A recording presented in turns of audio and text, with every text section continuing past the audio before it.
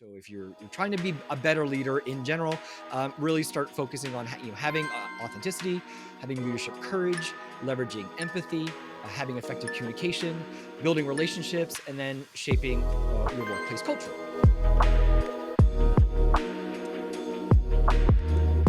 Welcome back to the podcast Coaching for Millennials. I'm here today with a really special guest, which is actually our first guest of season 4, but also a second time guest on the podcast.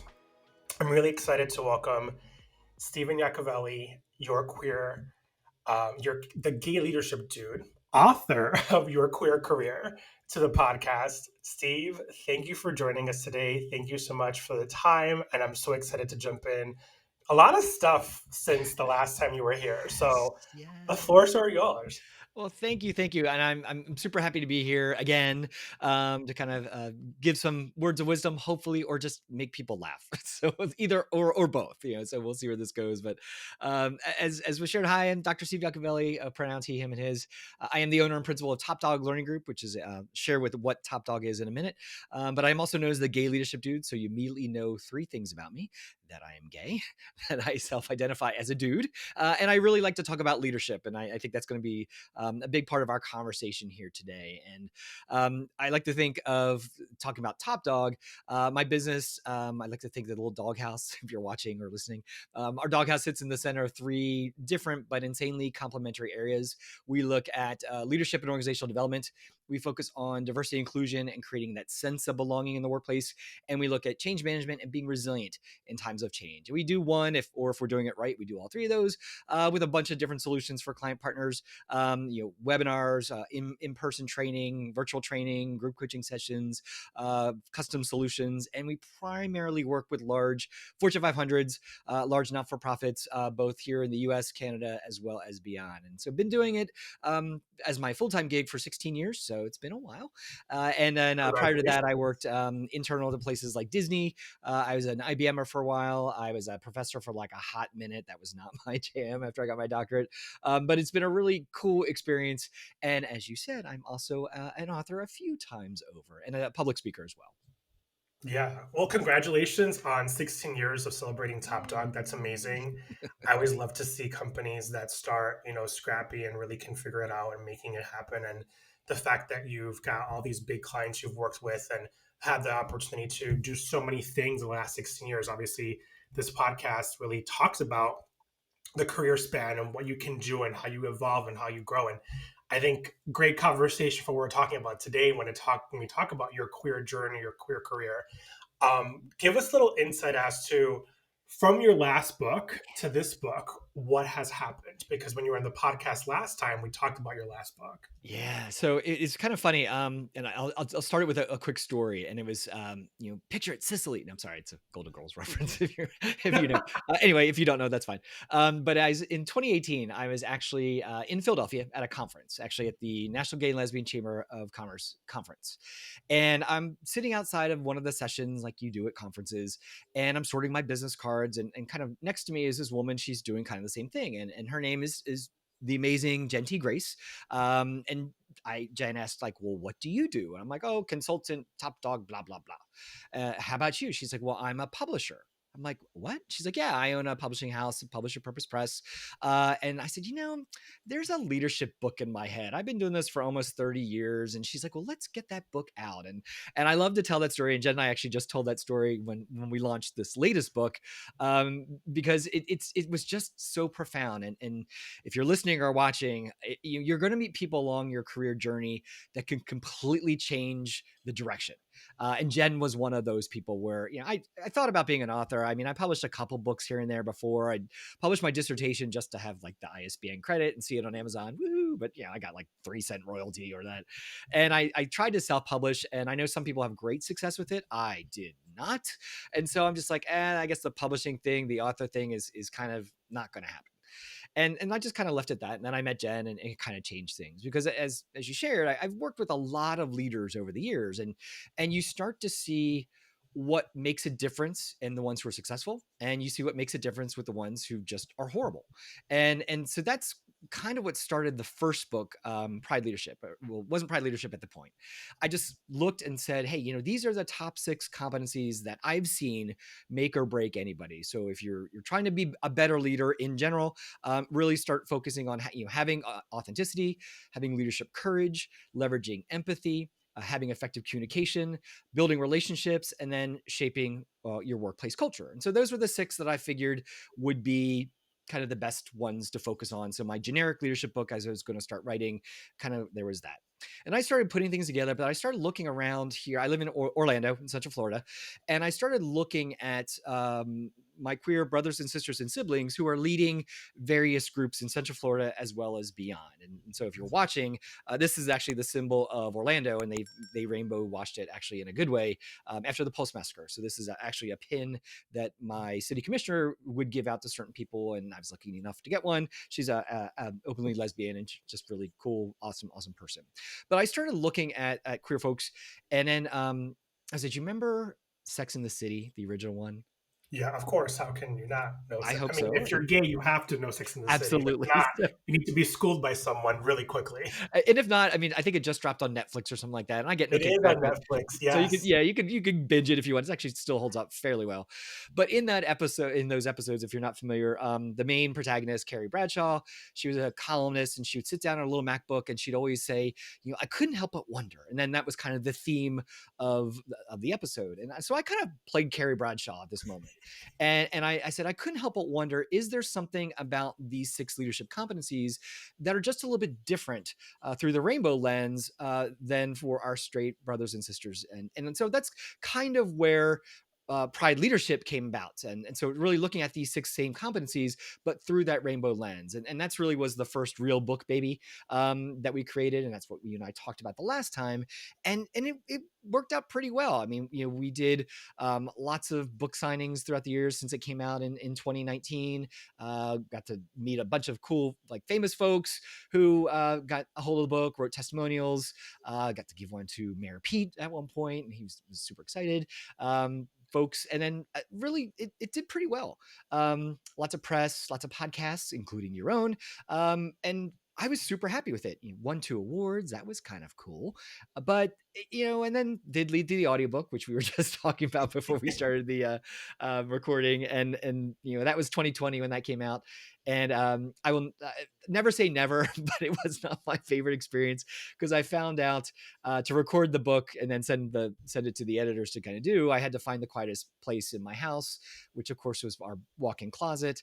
It was about April in Central Florida. Found out that walk-in closet does not have air conditioning, but it was just ironic that I spent about a month reading my gay leadership book in the closet, which I think is just kind of funny. So I have to tell you, I said this to you before. I listen to the book. I consume audio like no one's business, and when you're busy and you're on the go, audiobooks serve a great purpose. And for me, that was the thing, and I loved it. I absolutely loved. I was like, I remember you saying your experience. I'm like, this does not come through when you're listening to it at all. That you're probably sweating in this closet horrible. trying to record this You, piece of work you just spent part of your life oh my god, developing it was to then be like, why am I doing this to why am I sitting myself? in the closet? And you don't see it in this photo if you're watching, but usually there's a dog bed over my head for added sound muffling. So not only was I in the closet with no air conditioning, but I had this dog, my one dog's dog bed over me. I'm like, what the heck am I doing?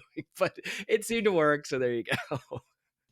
So you can get it in print and you can listen to the audio version, which I loved. I have the Correct. printed version too, but I loved the audio So, version.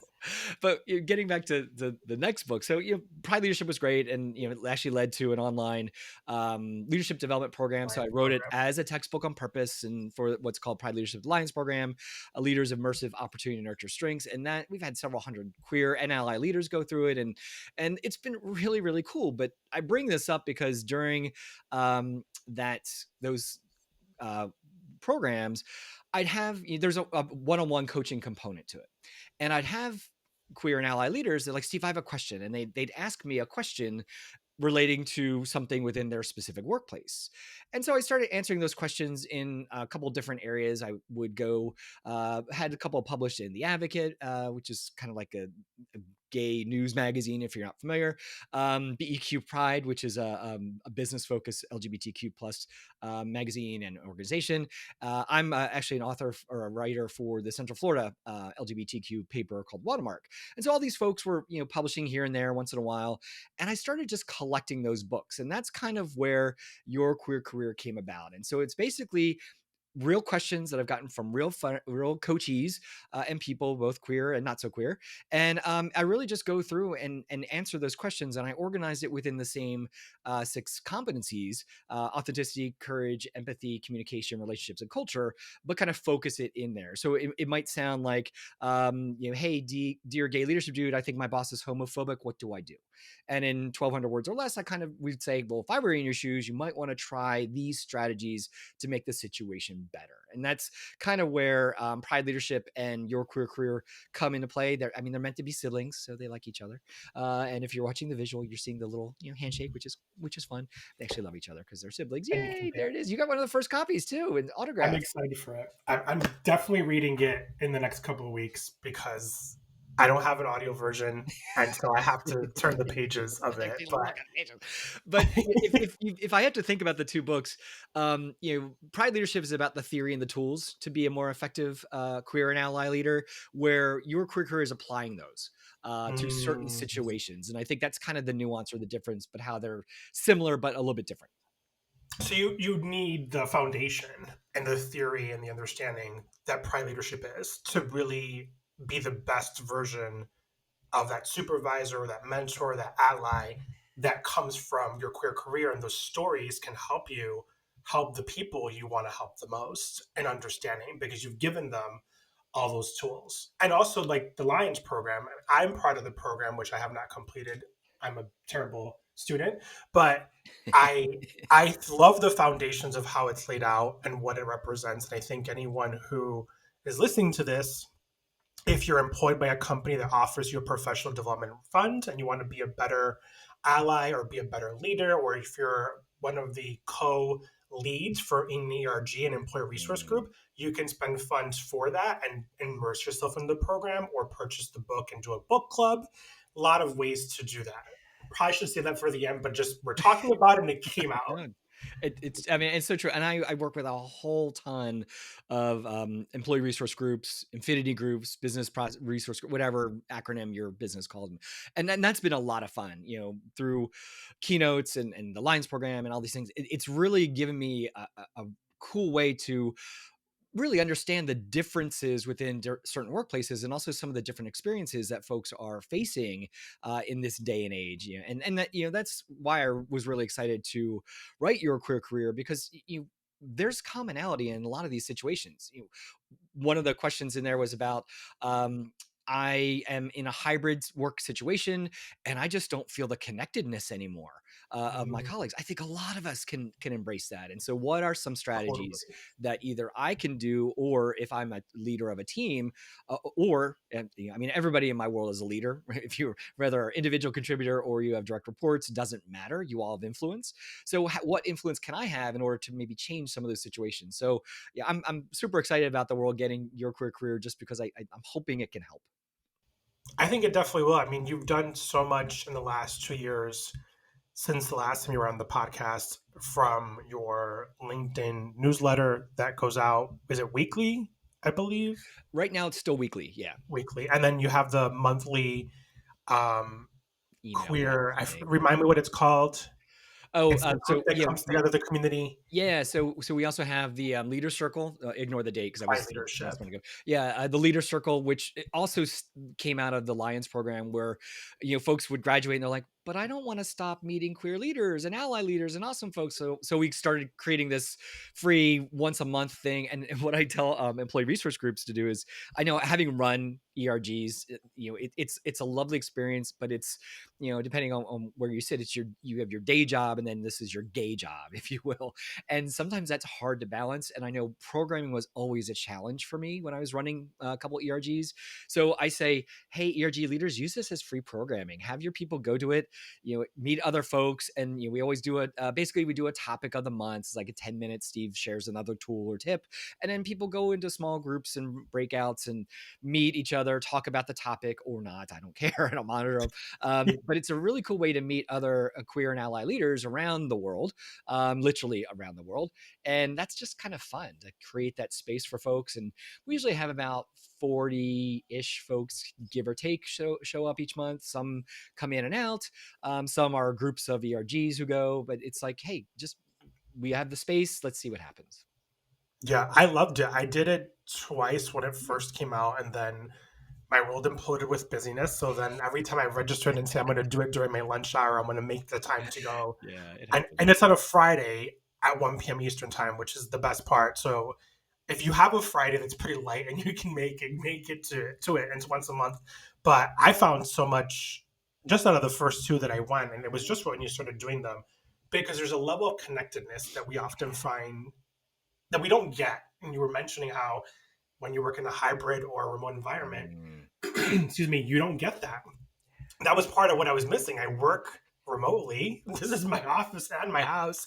And the same thing for you too, right? Like, yeah. so you need that. And especially with people that are like you and people who are like minded, but also people who want to learn. But there's Yeah. so much that's happened in the world in the last 4 or 5 years, pre COVID, post COVID, during COVID, that Whatever. We are. we are like, okay, we want to consume information, but there's so much more to learn.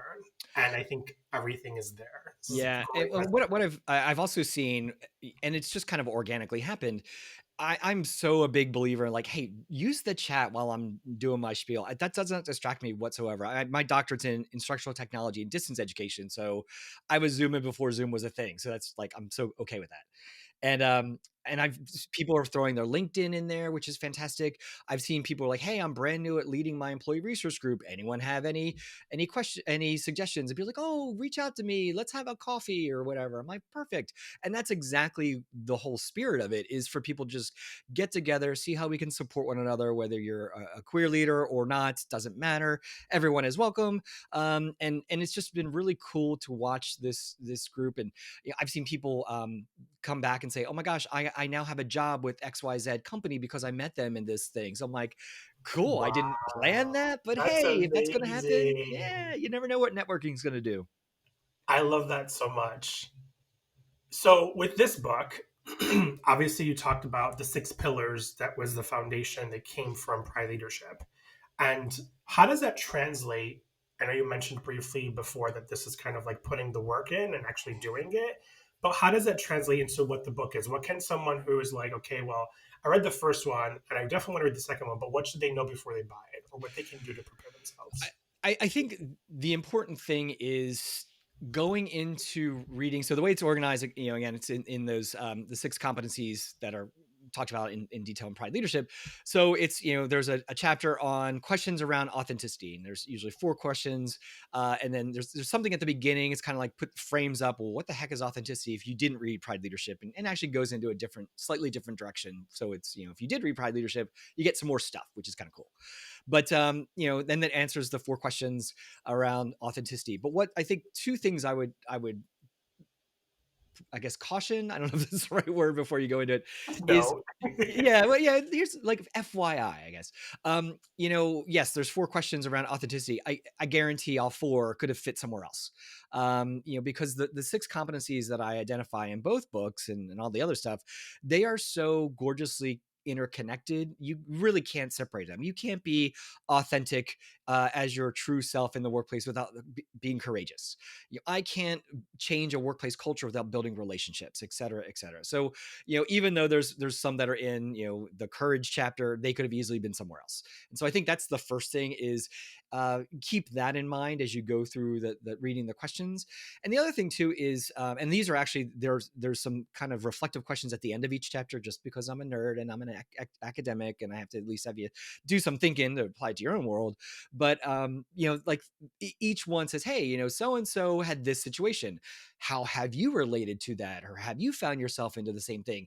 Just to kind of get you thinking about applying some of the concepts and strategies in your career to your respective workplace situation.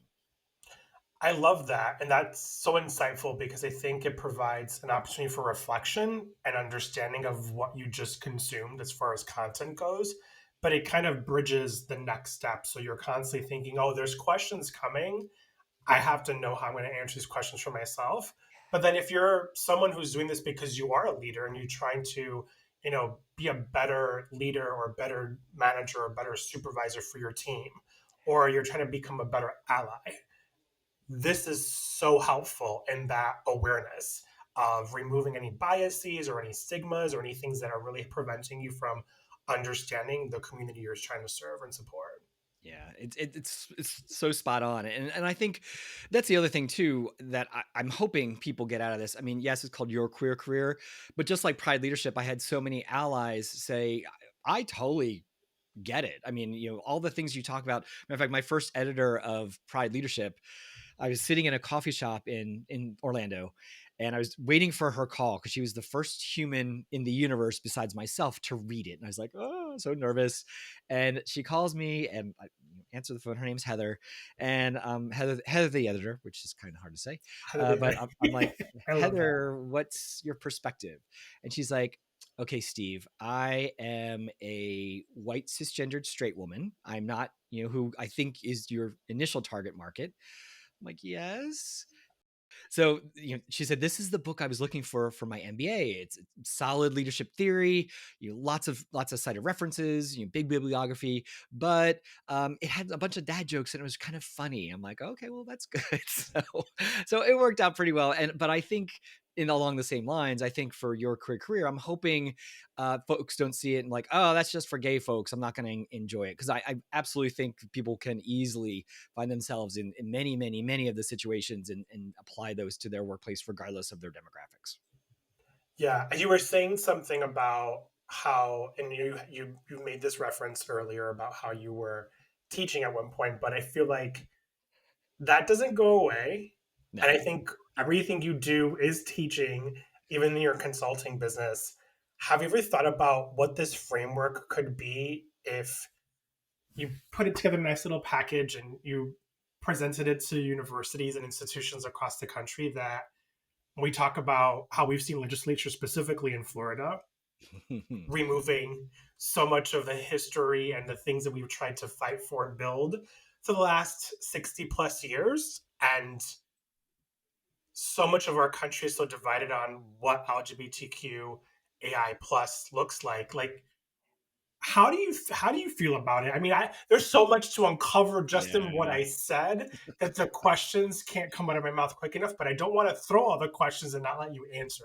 What is your No. thoughts about just that one part? And we'll go from there. So I will. I don't know if you saw this, but I'm actually a banned author. Um, Specifically with Pride Leadership, it is actually in a record in federal Congress that I am a banned author. Not totally, but the U.S. Department of Agriculture submitted their budget, and I'm not even going to acknowledge her name, but she's a congressperson from Colorado, and she put an amendment that said, okay, great. So I'm going to approve the spending money for the USDA, but these are the cited resources that are not permitted to be used with this money.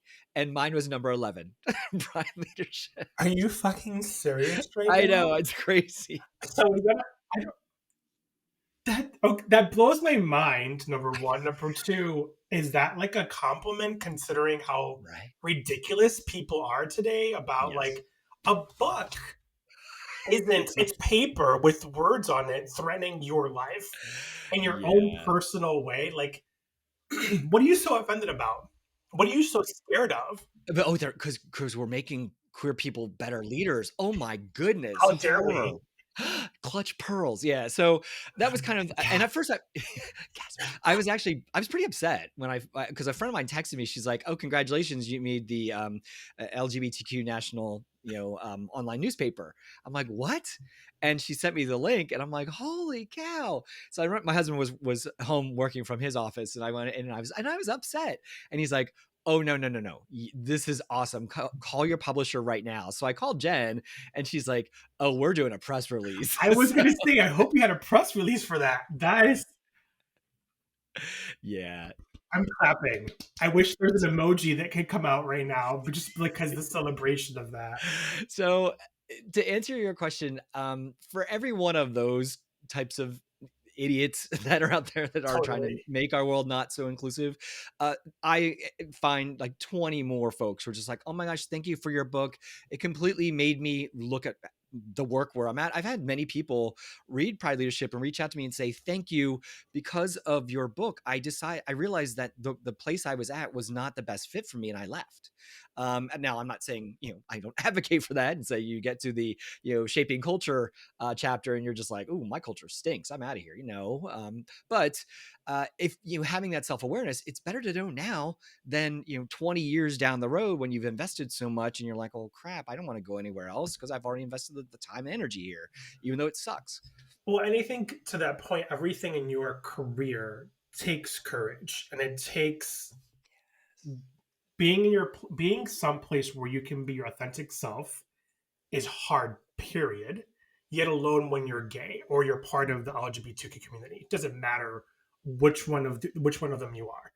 And then you add the layers of society to that, you're gonna feel like you're already if you're trying to come out of the closet, you're never gonna come out. Yeah. And if you're not in the closet, you're gonna want to put yourself back in just because of the job you do, because of the constant, pressures of like, is someone gonna find out? Am I gonna get fired because I am? Or like it happens still, which is crazy. Yeah. And it's what the latest statistic, and I re-researched it from Pride Leadership to Your Queer Career, and depending on the source, because there's a couple out there that have looked at this, but for the most part, and I'll just use the kind of the middle, it's about 50% of queer folks are not out at work in the US.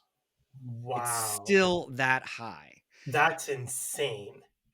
And until the Equality Act is passed, which would then solidify that you can't get fired for being part of the LGBTQ plus community, and right now it's being interpreted through Title IX. Yep. So that's for now. That could go away. So for some people, and I initially would be like, "Oh, come on, be your authentic self. It's a big thing for leadership. It'd be awesome." But now I have to respect some people just aren't feel safe to do that, and I got to respect that. Yeah.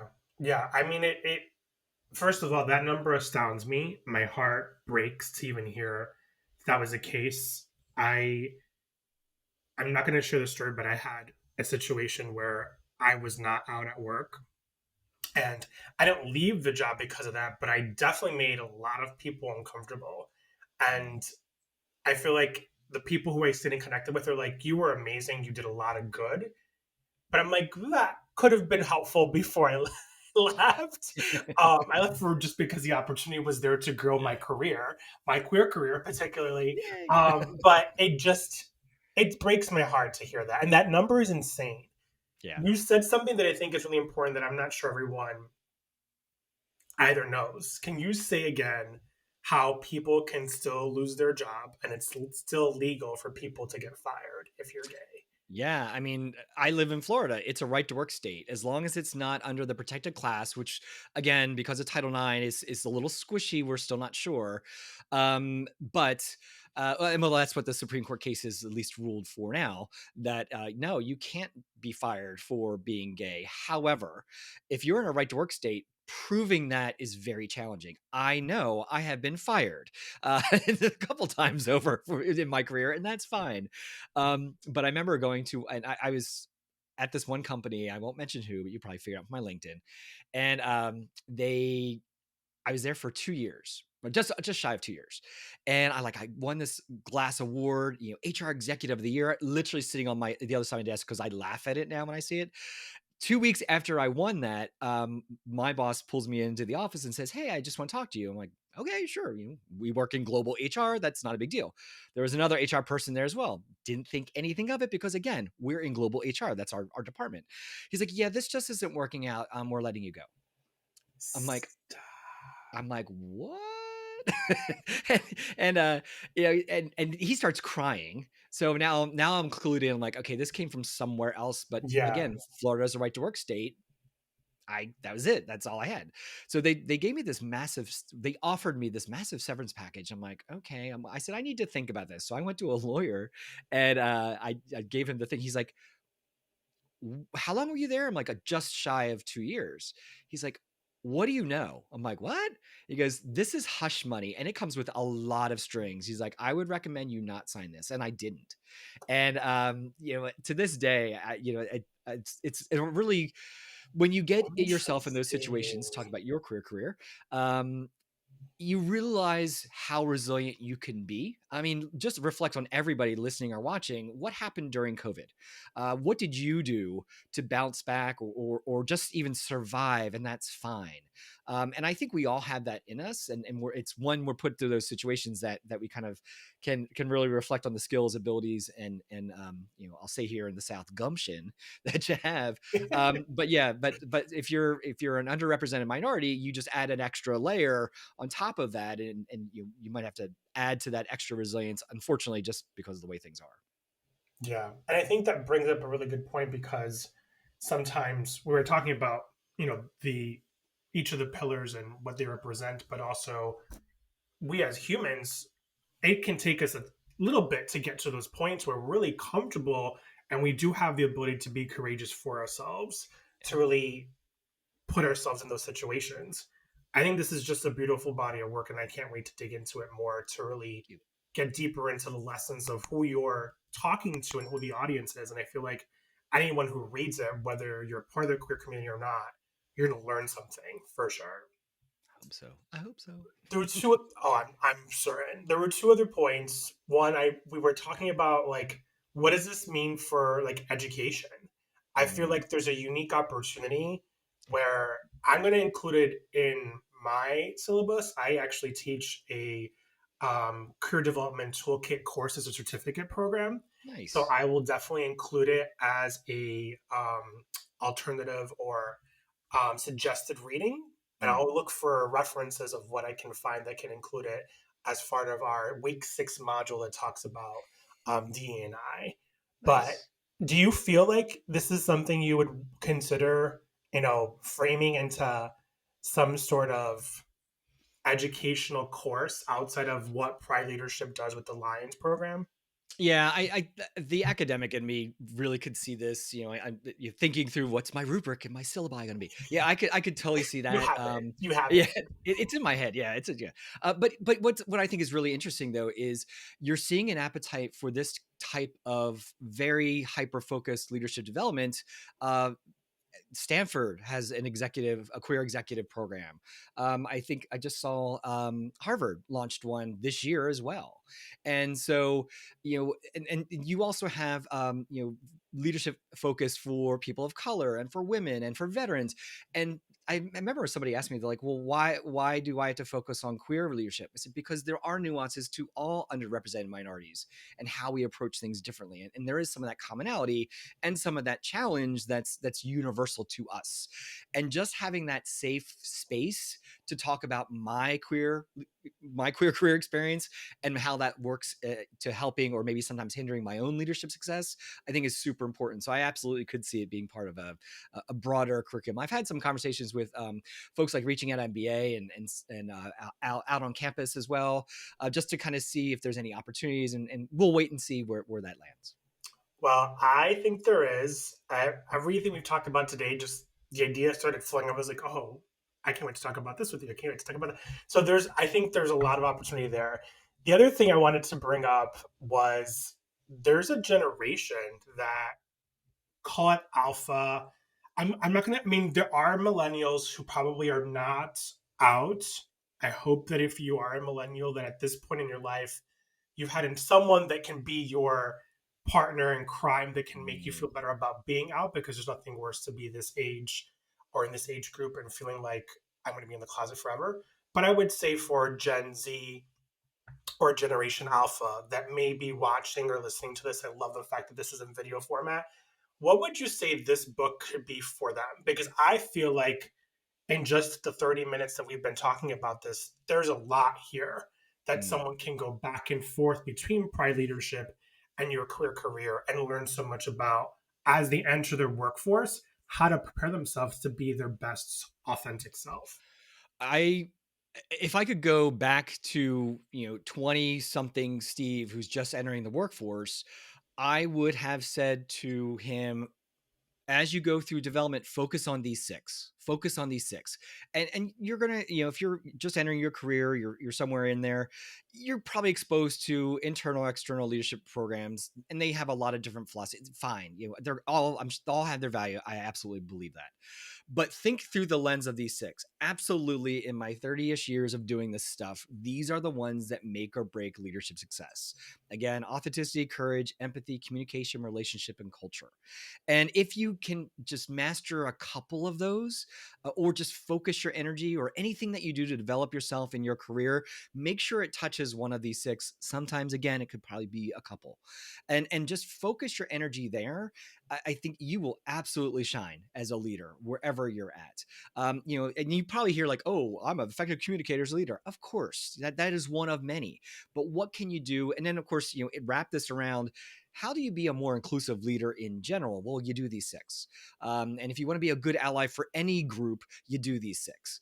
And so that's the thing that I'm loving between the two book babies, if you will, is they tie together so well, Mhm. that at the end of the day, you'll be a more effective leader and you'll be a more inclusive leader, if you follow kind of the rules here, if you will. Yeah, love that so much. I want to say thank you. I feel like every conversation with I have with you, whether it's with the mic on or mic off, or the mic is always on, but whether it's on mute for recording or not, I learned something from it. And I really appreciate your guidance and wisdom as a person, as a human, as a friend. And I hope that a lot of people who are watching this or listening to this can take something away. If you're watching this, we have a QR code on the screen that you can scan to get the book. If you're listening to this, we'll have this linked out for you in the show notes. Anything else you want to share, Steve? Where can people find you? What can people do to connect with you?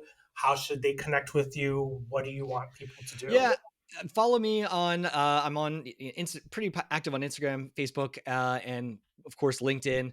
You can go to topdoglearning biz, biz, which you can find all of our books, all of our online courses. You can get a hold of me that way. So topdoglearning.biz. And that's to find you on the web, and then to find you on Instagram and on I mean, you have a Facebook, but I'm not sure if that's your personal Facebook or is Nah, that it's like I a have a personal and I have a business one, the Gay Leadership Dude. Yeah, if you go to topdoglearning.biz, you'll see at the bottom there's links to all of our socials, that you can kind of hang out there. And if you're looking for programming or keynoting or just want to like say hi, reach out and we'll see how we can help you. And then also don't forget, the Leader Circle, which is open to anybody. And once a month, if you go to, topdog.click/PLLC for Pride Leadership Leaders Circle. That's the exact same landing page every month. We just change it on out. So you can register for free there. Topdog.click/PLLC. awesome. Well, thank you so much, Steve, as always. This has been a pleasure, and I'm so excited for the world to listen to this. Thank you so much. And thank you for doing and creating the space that you do. Hey, that's what I'm here for.